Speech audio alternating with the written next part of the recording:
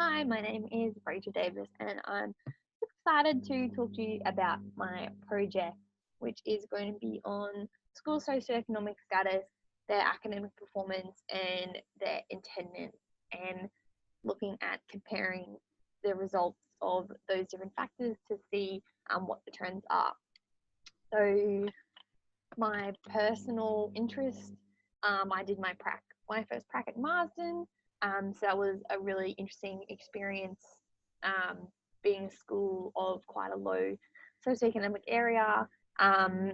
Looking like there was a lot of um, missed days from students, but I didn't really see too much of a correlation with bad results. My second prac, I was at Rochedale, so a middle moderate socioeconomic area, and excuse me, same thing. There was quite poor attendance.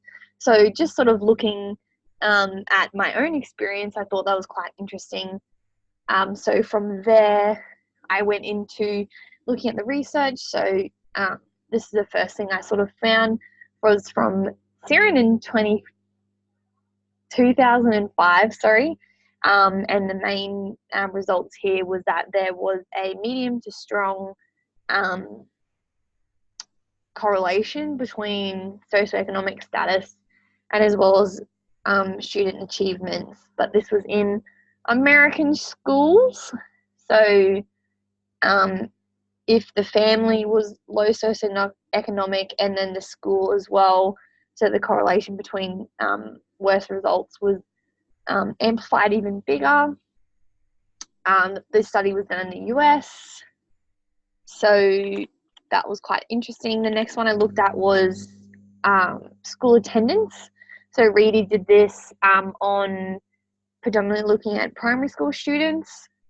So the conclusion from this study was that the less that the students attend, the worse their results would be, and the lower your socioeconomic status, the more likely you are to be chronically absent from school.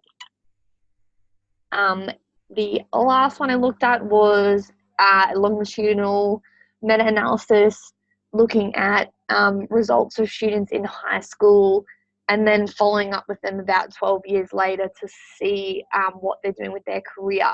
So students that had weaker performance were in less stable careers and were making a lot less money. So with all of that, the research issue, I think, for this is that a lot of the literature that's been completed is on the American perspective. There's not very much research in terms of Australia and Australian schools. As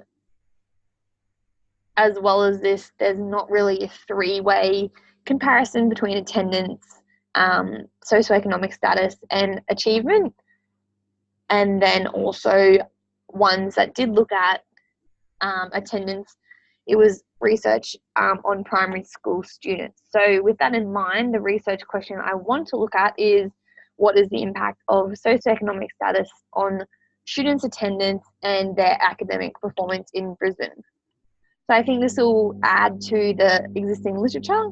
Like I said, there's a few gaps there. I think it'll be important for teachers to understand why student attendance is good and maybe to highlight that student attendance in those schools isn't so good.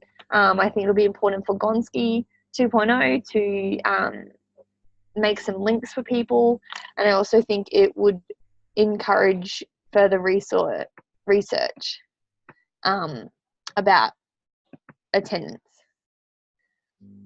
So this study, we're going to take a quantitative approach just because that's the results that we're going to be able to look at is purely number based.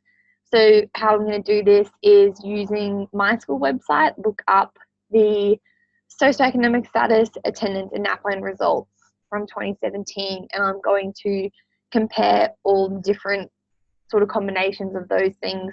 And I think that we should find that the higher socioeconomic areas have better attendance and higher achievement. So this is just a screen of some of the data that I looked at. Most of it is quantitative, so I think following all these studies, that's going to be the best way to do it. And like I said before, there's a gap in terms of the Australian perspective, looking at high school students and then adding in that factor of attendance.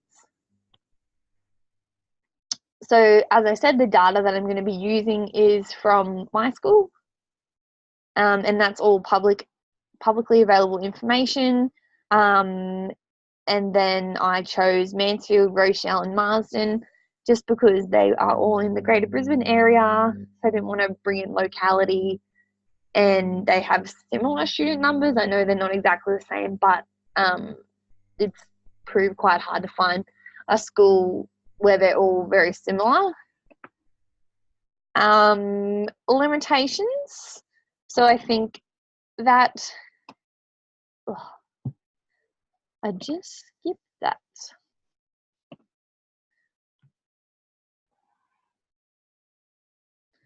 Sorry, limitations would be that I'm only looking at 3 schools, so I think it could be good to do further research on all schools potentially to maybe get a greater weighting on the evidence. I'm looking at the whole school attendance versus I'm only really looking at year 7 and 9 academic results. So that could come into play, and I'm sort of restricted on what data I'm accessing. Ethics, so everything's public available, and I'm doing this research for obviously our learning purposes, so I'm not publishing it anywhere. Excuse me, the timeline. So from here, we've got our lit review, and then moving through to the final report that is due in May 2019. That's pretty exciting. Thank you so much for listening to my presentation.